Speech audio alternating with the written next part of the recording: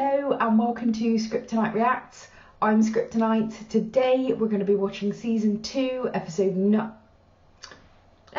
9 of The Expanse, and this episode is called The Weeping Somnambulist, and a somnambulist is a sleepwalker, so the weeping sleepwalker. Before we go into this episode, I re-watched episodes 6 and 7 with my wife a couple of days ago, and I noticed something at the end of episode 6. So first of all, when I watched it, I thought I saw, and I had had a couple of glasses of wine, I thought I saw the drone that's above Draper at the end. It looked like a red laser came out of it and shot the alien. That is not what happened. I literally just watched it before this, just that kind of couple of seconds. And I see where I saw a laser now. Imagine your blurry, drunken eyes. So it actually just sort of lit red. It was almost like it was taking a photograph, like almost like the flash on a camera, but imagine it was red. So that's what I saw. And I don't know if I'm reading too much into it, but the alien had like a glowy white thing about there, and that seemed to glow brighter after the drone had gone doot and done its thing. So I don't know what that was that the drone was doing. I don't know if it had any impact on the proto-molecule. I'm just going to assume it's the proto-molecule for now. But I wanted you to know that I had seen it. I now know why the patrons were laughing so hard, because I put a note up immediately, still drunk, saying, ha ha, the proto-molecule just shot the thingy with a laser and everyone was pissing themselves. And I was like, why are they pissing themselves? I just saw the laser. It wasn't. But by the by, this is why you should be on Patreon, because you do see me make much more of a tit of myself, I think, on Patreon than you do on YouTube. I look way smarter on YouTube. It's true. So by the end of last episode, we had our factions breaking off. Anderson Dawes has nicked Paolo Cortazar, creating a rift between Fred and the Belters. And the Belters kind of taking Diogo and Anderson Dawes' side. And ultimately this led to a group of Belters essentially mounting a coup against Fred Johnson to try and get hold of the nuclear missiles from Earth that Fred pinched. It did not go well. I don't think they quite bargained on what they were taking on, but long story short, they dead. The minute Camino Drummer shot those guys, I was like, she literally just flew up my list of favourite characters. And I always have to caveat with favourite characters, because they are the characters I most enjoy watching. They're not necessarily people I think are the best people. They're not the people I necessarily think are going to win. It doesn't say anything other than these are the people I most love watching. In fact, you know what? I'm going to give you my top 5 now.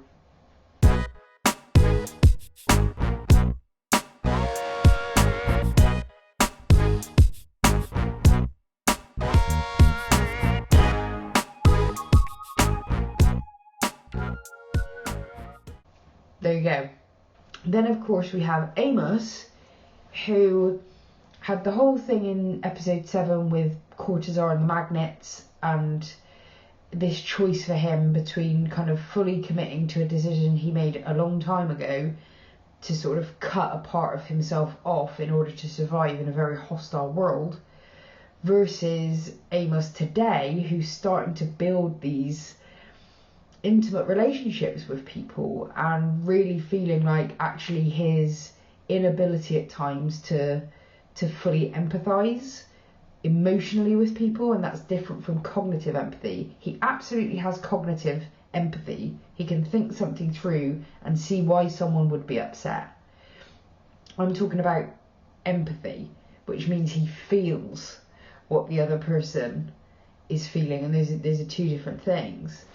And because he lacks the latter, I think people think he has no empathy and kind of distrust him or keep him at arm's length or think that he's callous, and he's not. He's just you know, cognitive empathy is as far as he's able to go right now, but that's a hell of a lot further along the line than no empathy.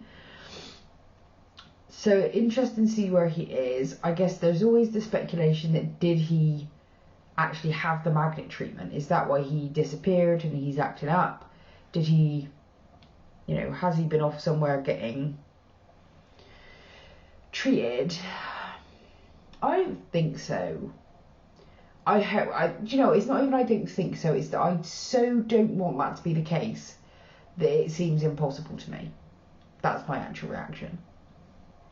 And the big kind of plot movement is that we know that Cortazar have picked up another set of proto-molecule voices after Eros had been destroyed, and that was traced to Ganymede. So the Rocinante crew are now on their way to Ganymede, and that would kind of align with my theory before that maybe the proto-molecules on Ganymede being researched before the attacks. Whether those two events, the proto-molecule and the attack in space, are linked or not, that the proto-molecule was already on Ganymede. We also had the introduction of Prax and, very briefly, Doris. I love those two, and it just reminds me, one of the things I love about the show is that they can introduce a character and have me be rooting for them and literally loving them in like a scene or two. Yeah, during the editing and rewatching the scenes with Prax and his daughter in the greenhouse, I don't really feel much differently than I did at the end of the episode, in the sense that she was clearly there in the greenhouse at some point. When she waves at Mars, we saw that moment, so she was definitely in the greenhouse at that point. But it wasn't clear from the Martian scene actually just how much time there was between the wave, because that happened fairly early in the episode, and there were as a cut or two. I think we visited Mars 2 or 3 times. Yeah, 3 times if you include the end in that episode, and it was the second time where the attack happened, and we're not actually fully clear on how much time had passed. For me, it didn't feel like much time had passed, just because of the layout of where everything was. It actually didn't look like they had moved very far from their starting position, but we shall see. I'm really, really loving this season. That is all I have to say. Let's have at it. Okay, so according to the preview that I just watched, everything is happening in this episode, so I'm now extra excited. They're reminding us of Dr. Itterby, who's going to Venus. We've got the Peace Summit with Bobby Draper giving her testimony to the UN, which is going to be a Draper Avasarala off. Can't wait for that. Where the fuck is Strickland, and what was his role in all of this? Oh, the Weeping Somnambulist. It's a relief ship.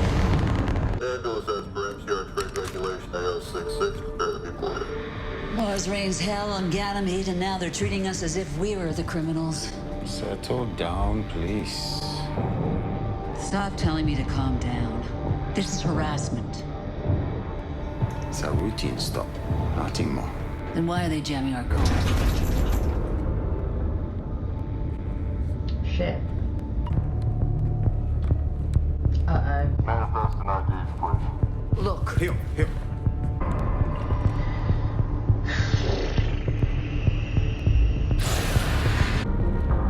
You checked our IDs. We're a registered relief vessel. What is their problem? We're gonna have to impound your ship. That's outrageous. Calm down. No! Enough is enough! We haven't done anything wrong! What the hell? Oh shit. Melissa, are you alright? Melissa, Jim! I know you. What the fuck? I've seen your face all over Sirius Station. You're James Holden. Guys! That's out to a good start. What the fuck are you doing? It's not a bad plan. It's not a bad plan. So trying to look for Anderson Dawes and the Cortazar by stopping all the ships as if they were, yeah.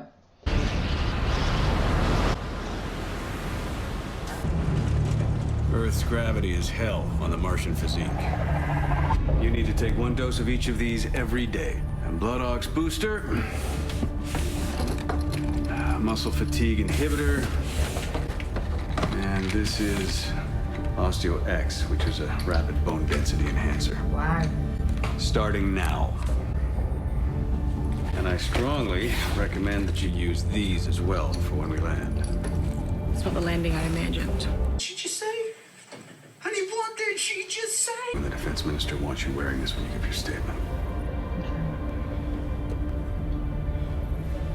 There's a lot riding on you, Gunny. Now is not the right time to go to war. Okay. Pause. This is not a great insight. I'm just wondering.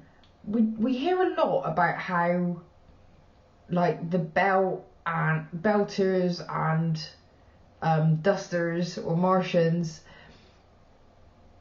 struggle on Earth. But I'm wondering, what is the situation in the reverse? Like, are there adaptations that have happened to Belchers in the Belt and Martians on Mars? Whereas if an Earther who hasn't spent much time in space or on Mars, like, what issues would they have when they went? What jabs would they need? What vitamins and stuff would they be needing? I'm just curious. But, So when you were there, did you see the ocean? Briefly. What was it like? Dirty. And the stench was like a recycling vat. wow. It's just one more thing they've taken for granted. The UN likes to fly a lot of drones around our compound, so maintain your dignity, stay strong. Not here to give the Blues anything to laugh about. Wow.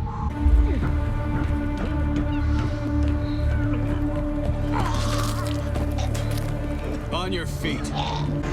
Forget your Wow. sunglasses. I thought they trained in 1G.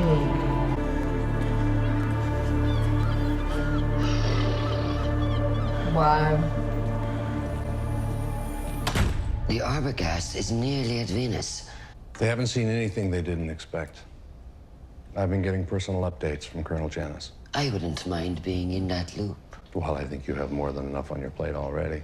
Venus was the end of Eros. I seriously doubt we'll find anything down there. Wow! You're an idiot!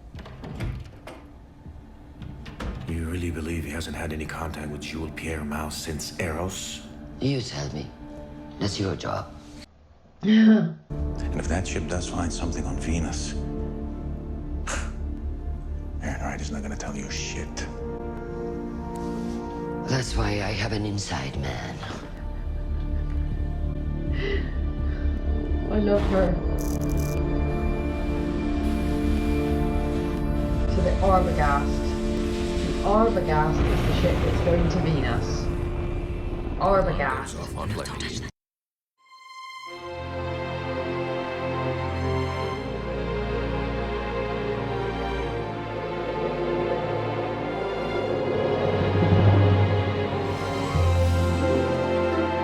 When I was little, I was fascinated by stars.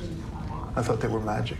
I wanted to believe in magic. When I grew up and I learned the real explanation for the stars, it became even more amazing. Yeah, I have a feeling I know where you're going with this.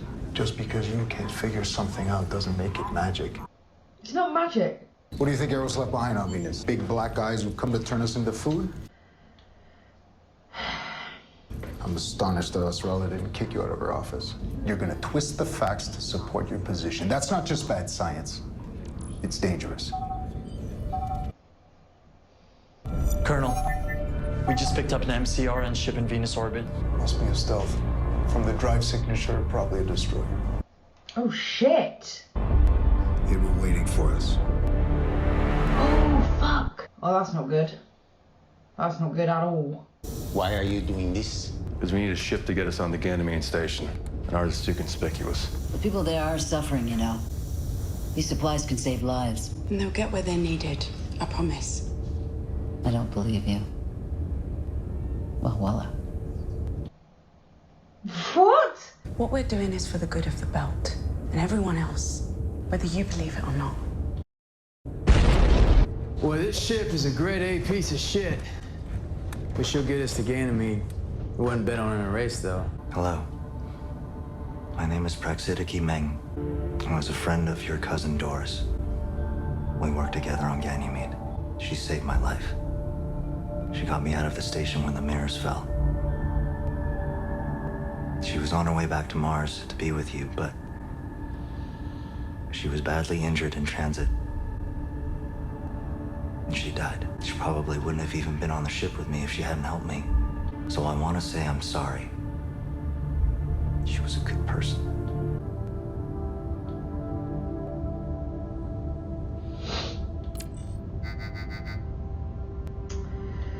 Oh dear. Amos!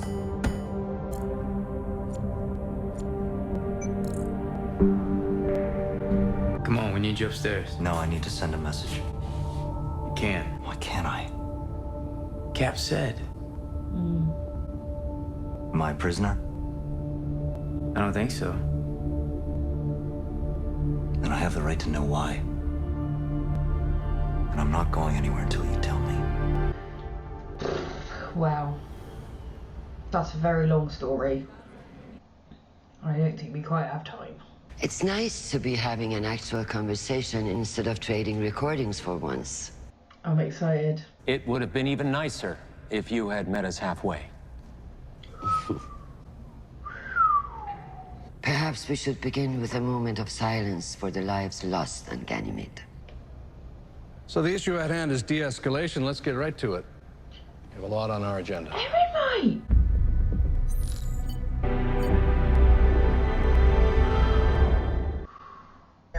The Martians are not responding to any of our hails. They're trying to scare us away. There's no way they're going to open fire on us when they're in the middle of peace talks. What exactly are you basing that on? The restraint they showed when they destroyed 7 of our ships over Ganymede? We lost over 500 soldiers protecting a farm. To all vessels in the area, this is the UNS Arbogast. We are an unarmed research vessel on a scientific mission. Any interference with our operations may be considered an act of war. Fucking hell. Take us in. Oh, All hands make ready for Venus orbit. this is not good. Dr. Strickland pulled your daughter out of the clinic an hour before the battle started. If he's still on Ganymede and we find him, I believe we'll find your daughter. You can stop pretending to care about my daughter. What does she have to do with this proto-molecule you're after? How do you know about that? I told him. He's helping us. We should be straight with him. I agree.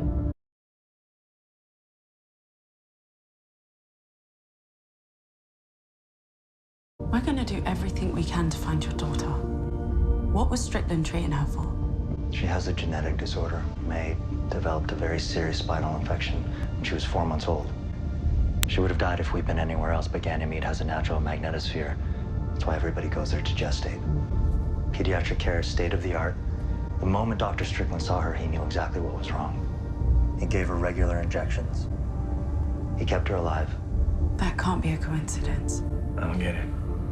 That proto crap and that genetic disease, well, what's the connection? Shit. Well, we'll ask Strickland when we find him. So if anything goes south down there, y'all just holler. Cavalry will come running. I will quietly deorbit, no burn, hug the surface, and we will rendezvous at one of these surface airlocks here. Okay. With every torpedo that every MCRN ship in orbit can launch, heading straight at us. Yep. That's your plan. Yeah. I hope your luck rubs off. We have brought in the lone survivor of the surface engagement. Bring it. This is Marine Gunnery Sergeant Roberta Draper. Sergeant Draper. Sir, the UN Marines appeared to be charging our position. So you're saying that we opened fire on you? No, sir. Our comms were jammed on the field. Is it possible that your Marines were testing their gear or conducting some sort of training exercise? It's possible. We also had lost contact with our unit. We mistook a training exercise as an active engagement and opened fire without orders. According to our investigation, it was Private Richard Travis that fired the first shot. He was born on Earth. His parents emigrated to Mars when he was a child. He'd had some discipline problems recently, which suggest he might have been trying to prove that he was more Martian than Earther. That's some bullshit. We appreciate your candor. Ugh. Fucking politicians. Thank you, Sergeant Draper. And it's in neither of our interests to leave it crippled. We're willing to discuss reparations. Pause. I just got to pause. Fuck's sake. I hate this shit. I can never be a politician for this reason. That I know there are lots of logical arguments for why they need to do what they're doing and realpolitik and everything else. But I just cannot stick the thought of throwing Travis under the bus, throwing his memory under the bus, lying.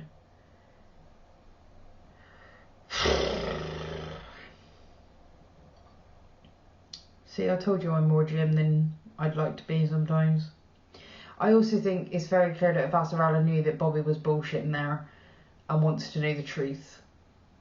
She's obviously already spoken to Iterby, so she knows that there is at least a potential that this is alien life. That's not going to be the first time someone has given her that theory. So I'm quite excited about the idea that Vassarala might now go find Draper on her own terms and ask some questions. But of course, all this could be completely fucked if the stuff with the I knew I'd forget the name. The stuff with the research ship around Venus is going to kick off. So we'll see how we go. Play. They didn't have to say all that crap about Travis. Why didn't you tell me they were going to say that? Because I knew you'd react like that. Travis was a good soldier. He died for Mars and you all just threw him into the goddamn crusher. Travis did die for Mars. And if that story stops a war that we do not want, then he died a hero. The hard part's over. You can relax now.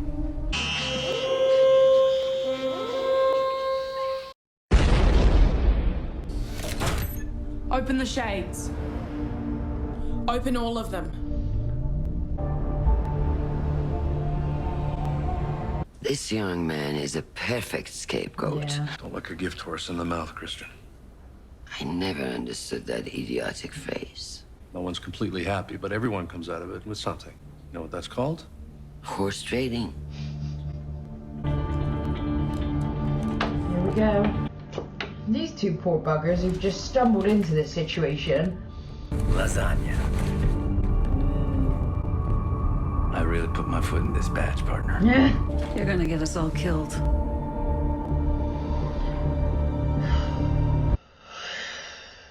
Really hope not.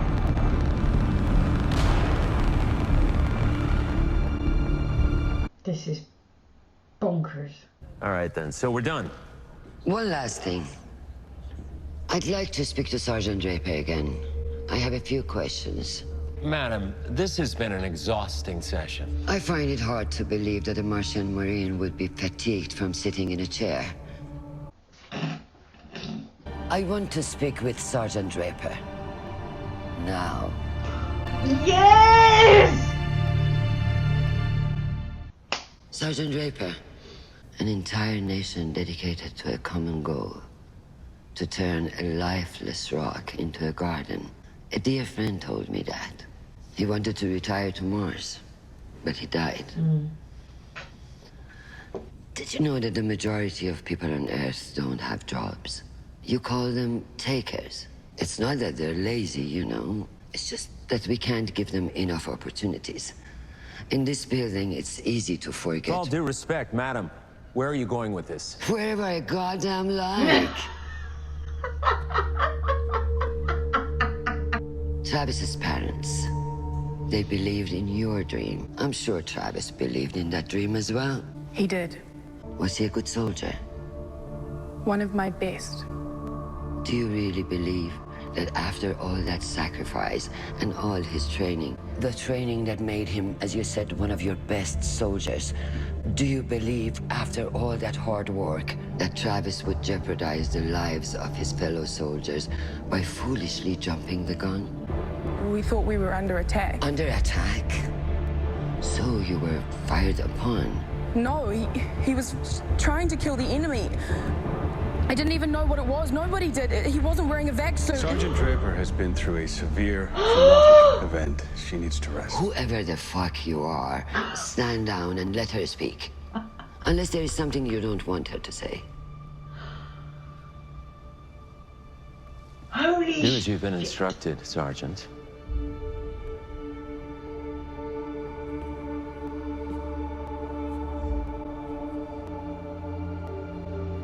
Sergeant Draper, what made you open fire?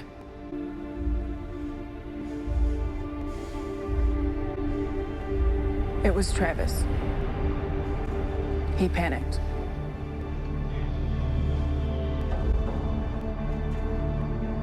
Everyone knows she's lying though. So she achieved that at least. Everyone in that room knows that story's bullshit now. What's that mean? The Drake equation. Looks like 6th grade algebra. Alright, bitchy pants. That's not an equation. That's just a big fat guess. It suggests there are over 36 million advanced civilizations out there doing all kinds of things that we just don't understand. If that were true, we would have detected signals by now. Not necessarily. Why? Space is a big, empty place. We might be too far apart, or perhaps they're just broadcasting the signals for too short a time. How convenient. Those things that we're looking for out there, those things might be signals. Or maybe all those other civilizations are gone. Maybe it's the nature of intelligence. Pauls, I'm sorry, but this guy, Janus, that is not science. What he's doing is not science. You have to have an open mind in science. You can't just rule things out emotionally because you think they sound ridiculous. You actually have to keep the options open until you've eliminated them. And like, he's just way too sure of himself. At least Iturbi is like, I don't know, but it's possible. That for me is actual science. This guy is just like a fucking, just arrogant. He's just arrogant, and he's like hijacking the scientific method and misinterpreting it and misrepresenting it in order to make himself appear smarter and more objective. And he just isn't.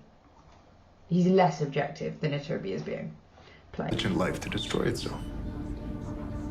Well, I prefer to think that intelligent life can choose not to. More magical thinking. Colonel, stop. Hold it. Go in on that.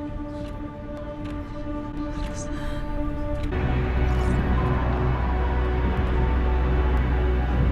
Jesus. What?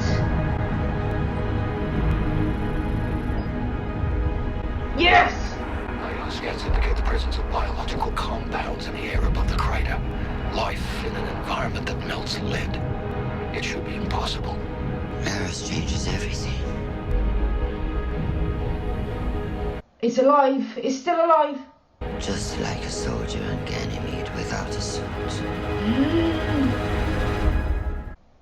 Fuck.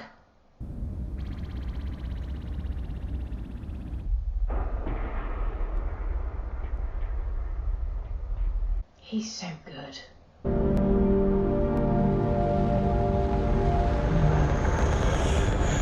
Somnambulist, you are clear to dock. Look at it. We land. Local muscle will come on board. Take 10% off our cargo. It's perfectly normal. It doesn't have to be. Not with us here, I'm sure we can convince them. I don't want you doing a goddamn thing. You're on a crusade. So go save the world if you think you can. I'll settle for helping a few of the poor souls who have to live in it. Disable alcohol react room 2. Code gate allowed on react room 2. Wow. Reminds me of Baltimore.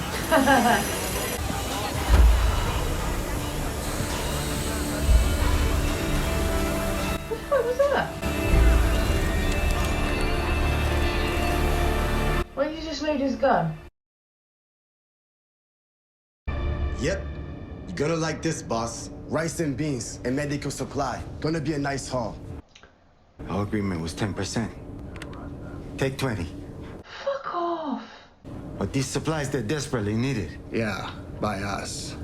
See, this time we're taking all of the cargo and the ship. Oh, fuck off. Are you gonna call the harbor master and get us clearance to leave or no? Shoot them. Company! You can fuck right off. And your little dog too.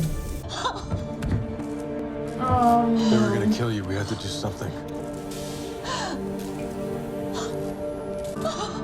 Sorry.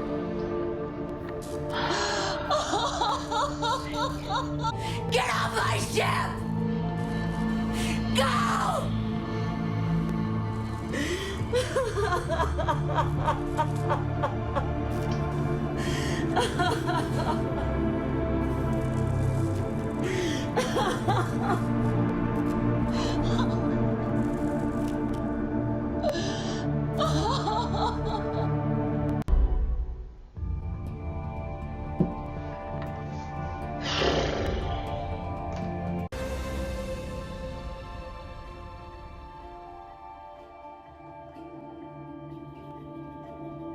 Ugh, that was a really sad ending to that. I had a feeling one or both of that pair was going to end up dead this episode. Not because I was terribly prophetic, but when you've just had that Prax-Doris situation last episode, it just makes you a bit nervous. But for him to go out like that, what a bunch of pricks. Like, but it's what happens, isn't it? In these awful situations, whenever you've got scarcity, people get right down to their most base level, which is survival. It doesn't make people terribly generous, which is sad and kind of gross because they didn't have to be so fucking mean about it. But anyway, we're on Ganymede, so hopefully in the next couple of episodes we can start getting some answers as to who is Strickland, what is his role on Ganymede, is May still alive? Like, I'm wondering, like, have they been testing a limited version of the protomolecule to have it, like, you know, like Naomi has said, we could keep it to create vaccine. What if they were doing that on Ganymede and actually figured out that they could use it to immunise against different conditions or correct other genetic conditions which would otherwise be unsolvable because we couldn't accelerate the process of that change? That's going to be really interesting because, again, it puts you in a position of saying, who's the bad guys? You know, do we really want to stop this work? It's a real moral quandary. Amos seemed pretty much back to normal this episode, which was lovely to see. A return to form for Amos. I really like the scenes in the UN with the Peace Summit with the Martians and Earth. I thought that was played really well. We kind of saw really kind of the worst of both sides in that situation. The superiority of Earth, you know, mocking the Martians for the fact that their bodies are just built differently. But we also saw a pretty shitty side of Mars too, because they're throwing Travis under the bus. Obviously they have a different interpretation of that, which is this is just an extension of Travis's heroics. That is, they see this as a sacrifice, albeit he didn't make it himself, but they honour that sacrifice amongst themselves. Of like, we know it didn't happen, but this is, Travis is being a hero by us doing this. Which is a really weird way to think about something, because I always think heroism has to be a choice or it's not heroism.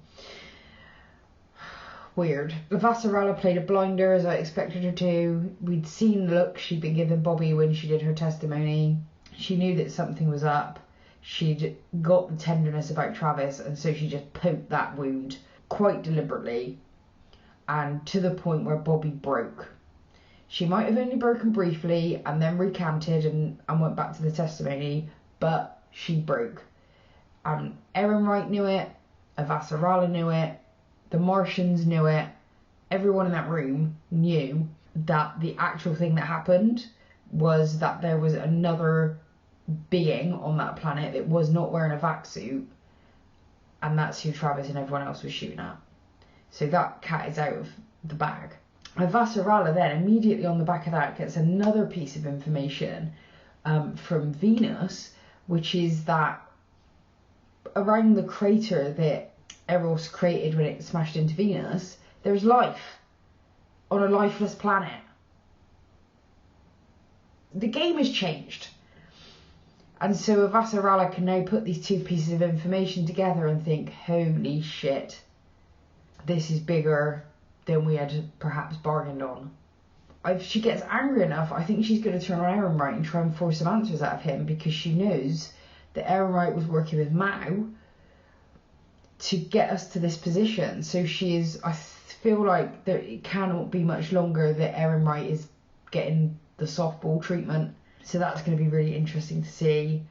And I really do just want to get on and see the stuff on Ganymede now. I can't lie, that's probably the thing I want to see most. And it's Wimbledon day, so I have to go and watch some tennis now. But thanks to everyone for tuning in. I really hope that you enjoyed this reaction. Until the next time, bye-bye. Thank you for being a friend.